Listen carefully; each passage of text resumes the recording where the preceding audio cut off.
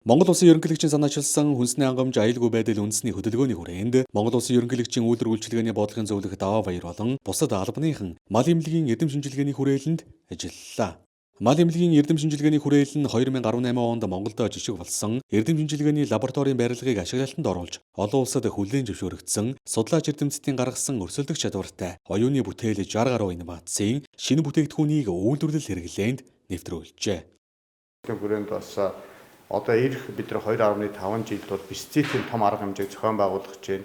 Одоо бид хүнсний хангамж тал дээр энэ жил нэлээд их хэмжээний зээл гаргацсан бол ирэх жилээс бид хүнсний аюулгүй байдал буюу food safety тал дээр илүү төлөв ажиллах гэдэг. Нэгэнд Монгол хүнсний уршилт хөдөлгөөн маань нэг талдаа хүнсний хангамж, нөгөө талдаа хүнсний аюулгүй байдал тийм ээ. Энэ хоёрыг хангах гэж бид нэр хүнсний уршилтыг хийж байгаа шүү дээ. Тэгэхээр бид нар ирэх жил иймэрхүү ажлуудыг одоо илүү төлхөө хийхээр ингээд төлөвлөж байгаа. Малын гаралтай бүтээгдэхүүний биологийн бохирдлууд болох одоо хүнсээр дамжин одоо хүнд дэмэг төрүүлдэг хүнсний хортлого үүсгэгч мөөгөн зүр за антибиотикийн төсвөржил одоо бичил хитэн бол антибиотик төсвөржиж байгаа эмийн тасал болж байгаа. За эдгээр үеиг буюу ерөнхийдөө биологийн одоо бохирдлын шинжилгээнүүд нэлээдгүй хийж байна. За судлаачид маань шинэ мэдлэг бий болгож байна.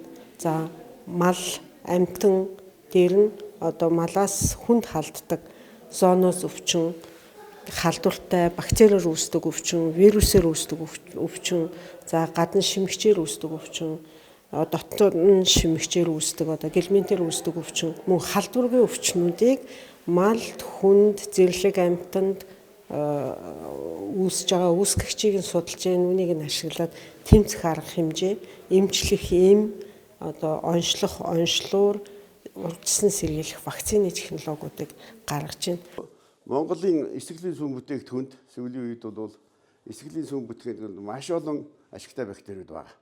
За энэ ашигтай бактериудыг бол одоо ингээд дэлхийн нийтээр гарч байгаа пробиотикуудын омогтой ингээд харьцуулаад үзэхэд бол манай одоо эсрэхлийн сүм бүтээгдэхүүн айрыг, тарг, хоормогонд бол бүгд байж байгаа. Ялгаад бол бид нар бол ийм пробиотикийн омгуудыг гаргаж авсан. Мөн тус байгууллага нь хүнсний хувьсгалын хүрээнд Монгол улсын хэмжээнд мал амьтан нийтийн эрүүл мэнд, хүнсний аюулгүй байдалд нөлөөлж болох халдварт паразит болон халдваргүй өвчнийг онцлох, эмчлэг сэргийлэх арга технологиг боловсруулах салбар дундын үйл ажиллагааг хангах чиглэлээр үйл ажиллагаагаа явуулж байгаа юм а. Бид нар лактос гэдэг одоо дотроо бол 1 грамдаа бол 200 сая хүнийг эзэнд ороод 200 сая одоо амьдах чадвартай ийм бактерийг бол бүрддэхүүн байна. Энэ бактериудыг бол хэрэглэснээр хүнийг эзний микробиологийг бол зохицуулах, тэн дотор байгаа хортой өвчин үүсгэж бактериудын одоо эзлэх хувь хэмжээг бол бууруулах.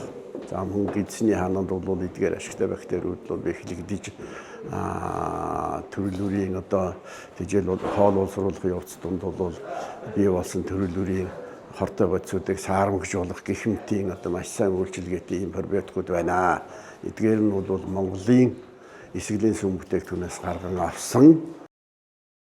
Цаашид өндөр технологийн шинэ вакцины онцлоор эмийн технологи боловсруулах, үйлдвэрлэх, инновацлах, малын махыг химийн аргаар судлан, мал аж ахуйн гаралтай бүтээгдэхүүний чанар, аюулгүй байдлын баталгаажуулалтыг олон улсын стандартад нийцүүлэх, брэнд бүтээгдэхүүн үйлдвэрлэх, экспортлох, дэлхийн зах зээлд гаргахад нь чиглэсэн шинэ арга технологиг боловсруулах төсөл хөтөлбөрийг танилцуулсан юм а. Монгол Улсын ерөнхийлөгчийн үйлдвэр үйлчилгээний бодлогын зөвлөх Даваа Баяр болон албаныхан уг төслийг дэмжин хүнсний хувьсгалын хүрээнд хамтарч ажиллана гэдгээ илэрхийллээ.